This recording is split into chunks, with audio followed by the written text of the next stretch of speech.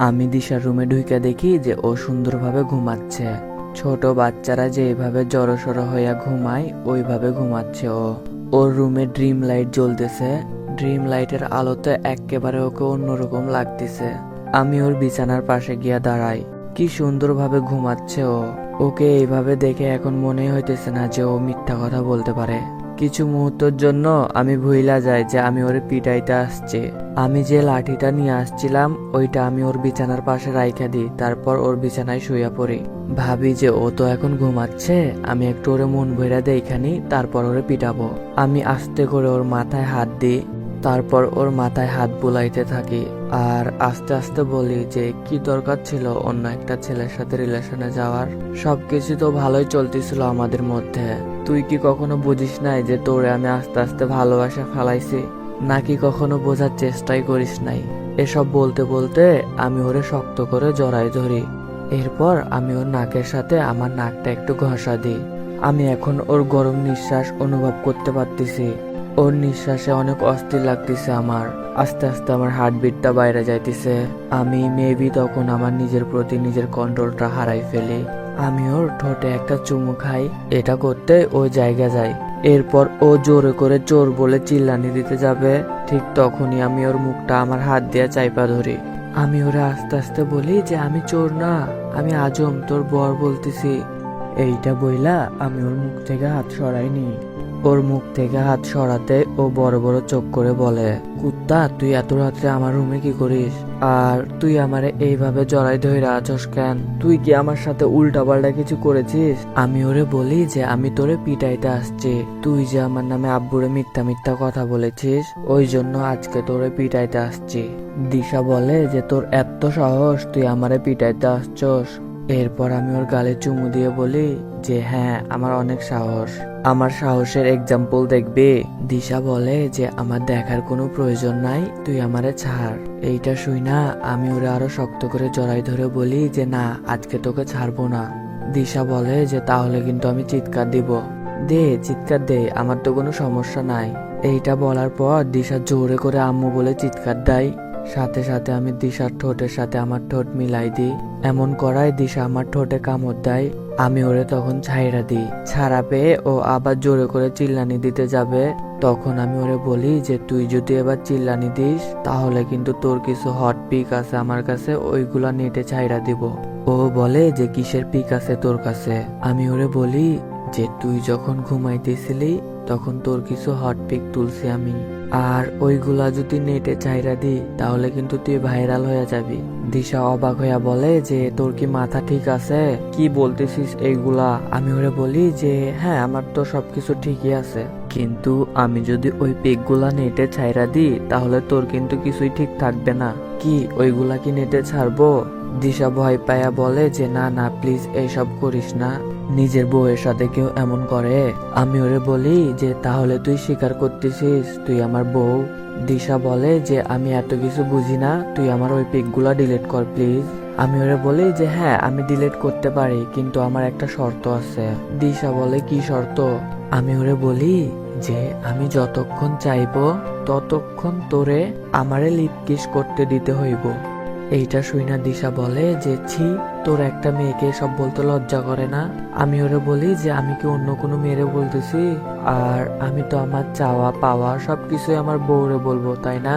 দিশা বলে যে তুই এত বড় অন্যায়টা আমার সাথে করতে পারবি? আমি ওরে বলি যে এটা অন্যায় কিভাবে?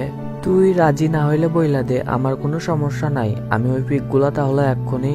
এইটা শুইনা দিশা বলে যে আচ্ছা ঠিক আছে আমি রাজি, বাট এটাই ফার্স্ট আর এটাই লাস্ট। আমি বলি যে আচ্ছা ঠিক আছে। দিশা বলে যে এরপরে কিন্তু তোর সব পিক ডিলিট করে দিতে হবে। তারপর আমি দিশারে লিপ কিস করতে থাকি।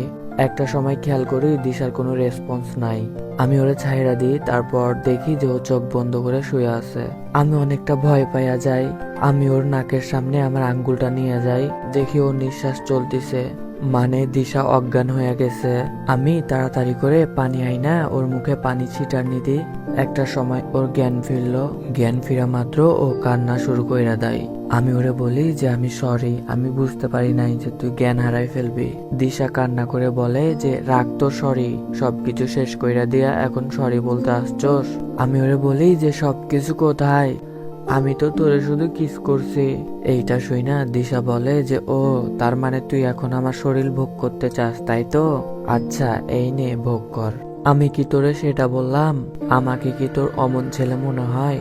দিশা বলে যে হ্যাঁ আইছে রে ভালো ছেলে, তুই যে কত বড় লুচ্চা সেটা আমি বুঝে গেছি।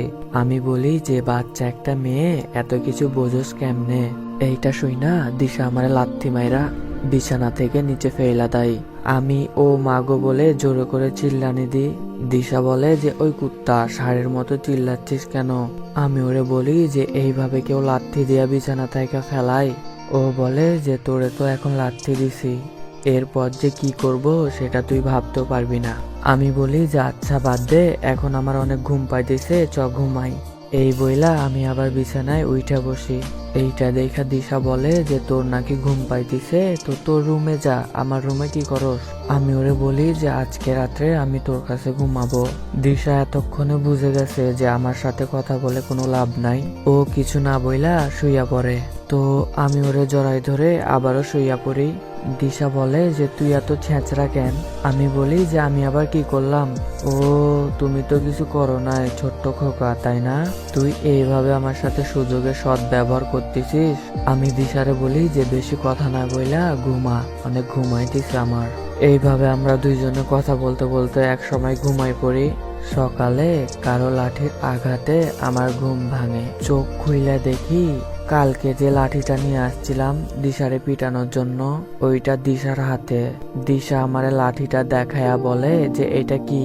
আমি ওরে ভয়ে ভয়ে বলি যে কালকে তোরে পিটানোর জন্য এটা আনছিলাম। এই কথাটা বলতে দেরি, কিন্তু দিশার আমারে মারতে দেরি হয় না। দুইজনে মিলে ঘরে ছোটাছুটি করতেছি। তোরে আজকে আমি শেষ কইরা ফেলাবো। তোর কত বড় কলিজা, তুই আমারে পিটানোর জন্য লাঠি নিয়ে আসছস। দাঁড়া, তোরে একবার ধরতে পারি তারপর দেখাবো আমি কি জিনিস। আমি দিশার দিকে বালিশ ছুঁড়ে মেরে বলি দেখ দিশা, ভালো হবে না কিন্তু। নিজের স্বামীরে কেউ পিটাইতে চাই বল? দিশা বলে যে ও মা তাই নাকি, পিটাইতে হয় না? আমি জোরে করে চিল্লিয়া বলি দিশা তোর পিছনে তেলাপোকা। দিশা চিৎকার দিয়ে দৌড়াইয়া আমার বুকে এসে মাথা লুকাই, অনেক শক্ত করে জড়াই ধরে আছে আমারে। আমি একটু ওর সাথে মজা নেওয়ার জন্য ওরে বলি দিশা ছাড় আমাকে, তেলাপোকাটা এইদিকে আসতিছে। দিশা বলে যে না না আমি তোকে ছাড়বো না, প্লিজ তুই আমার এই তেলাপোকা থেকে বাঁচা। আমার তো তখন খুব ভালোই লাগতেছিল।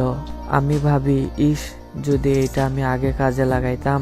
আমি দিশারে বলি যে তেলাপোকা চলে গেছে। তারপর দিশা আমারে ছাইরা দেয়। আমি দিশারে বলি যে তাড়াতাড়ি খাওয়া দাওয়া করে রেডি হয়ে থাক, আজকে আমরা দুইজনে একসাথে স্কুল যাব, ঠিক আছে? দিশা আমারে বলে যে আমার বয়ে গেছে তোর সাথে স্কুল যাইতে। আমি ওরে বলি যে তুই যদি আমার সাথে স্কুল না যাস তাহলে কিন্তু ওই পিকগুলা। এইটা বলতে দিশা বলে যে আচ্ছা ঠিক আছে আমি যাবো তোর সাথে। এরপর আমি দিশার রুম থেকে বের হইতে যাব। ঠিক সেই সময় আমি আব্বু সামনে পড়ি। কথায় আসে না যেখানে বাঘের ভয় সেখানে সন্ধ্যা হয়। আব্বু আমারে দেখা বলে এই তুই দিশার রুম থেকে বের হইলি যে? আমি আব্বুরে বলি তোমার ভাতিজি তো একা ঘুমাইতে ভয় পাইতেছিল, ওই জন্য আমি আসছিলাম। আব্বু বলে যে তাহলে ও আগে কেমনে ঘুমাইতো একা একা? এইটা শুই না আমি আব্বুরে বলি যে আব্বু তুমি জানো না যে মেয়েরা বিয়ের পর অনেকটা ভীতু হয়ে যায়? আব্বু বলে যে কই তোর আম্মু তো আমারে এমন কিছু বলে নাই কখনো। আমি আস্তে আস্তে বলি যে আম্মু কেমনে বলবে, আম্মু তো অন্য কিছুতে না তোমারে ভয় পাই। আব্বু বলে কিছু বললি? আমি বলি যে কই কিছু বলি নাই তো। এরপর আব্বু বলে যে তোর কথা কেন জানি আমার বিশ্বাস হচ্ছে না, তুই একটু আমার দিশা মামুনিকে ডাকতো। আমি ঠিক আছে বলে দিশারে ডাকতে শুরু করি। দিশা, এই দিশা তাড়াতাড়ি আসো, আব্বু তোমারে ডাকে। দিশা এসে বলে কি হলো, এত গরুর মতো চিল্লাচ্ছিস কেন? আমি দিশারে বলি যে আব্বু জানতে চাইছে যে আমি তোমার রুমে কিভাবে আইলাম। আব্বু ভাবতেছে আমি তোমারে আবার মারধর করি নাই তো? না চাচ্চু, ও এমন কিছু করে নাই। আসলে কালকে ও মার খাইছিল তো তোমার কাছে, সেজন্য অনেক ব্যথা পাইছিল, আর এর জন্য আমি ওর শরীরে তেল মালিশ করতেছিলাম। এইটা শুই না আব্বু বলে যে দেখ কিছু শিখ ওর থেকে, ছোট্ট একটা মেয়ে কিন্তু তোর কতটা খেয়াল রাখতেছে। তারপর আব্বু চলে যায় সেখান থেকে। আমি শুধু হা হইয়া দিশার দিকে তাকায় আছি। স্কুল যাওয়ার সময় হয়ে গেছে। আমি বাইরে সাইকেল নিয়ে দাঁড়ায় আছি। একটু পর দিশা আসলো। আমি ওরে বলি যে এতক্ষণ লাগে রেডি হইতে, কতক্ষণ ধরে ওয়েট করতেছি আমি। ও বলে যে তুই জানিস না, মেয়েদের রেডি হইতে একটু বেশি সময় লাগে। ঠিকই বলছস, আটা ময়দা মাখলে তো সময় লাগবে, তাই না? এই হারামজাদা, তুই কি বললি? আমি ওরে বলি বেশি কথা না বইলা সাইকেলে উঠ তাড়াতাড়ি। ও বলে যে আমরা এটাতে করে যাব স্কুল। আমি বলি না, আমরা তো প্লেনে করে যাব, প্লেন আসতেছে, দাঁড়া ওয়েট কর একটু। দিশা বলে যে তোর সাইকেলে তো পিছনে বসার জায়গা নাই, কোথায় বসবো আমি? আমি ওরে বলি যে সামনে আইসা বস। এরপর আমি আর দিশা স্কুলে চলে আসি। সবাই তো আমাদের দেখে অবাক, কারণ আমি আর দিশা কখনো একসাথে স্কুল আসতাম না। তো টিফিনে আমার এক ফ্রেন্ড আমার আইসা বলতিছে যে বন্ধু, তোর চাচাতো বোন তো টিফিন পলাই গেছে, আর সে টিফিন পালাইয়া লেকের পারে জনির সাথে ডেটে গেছে।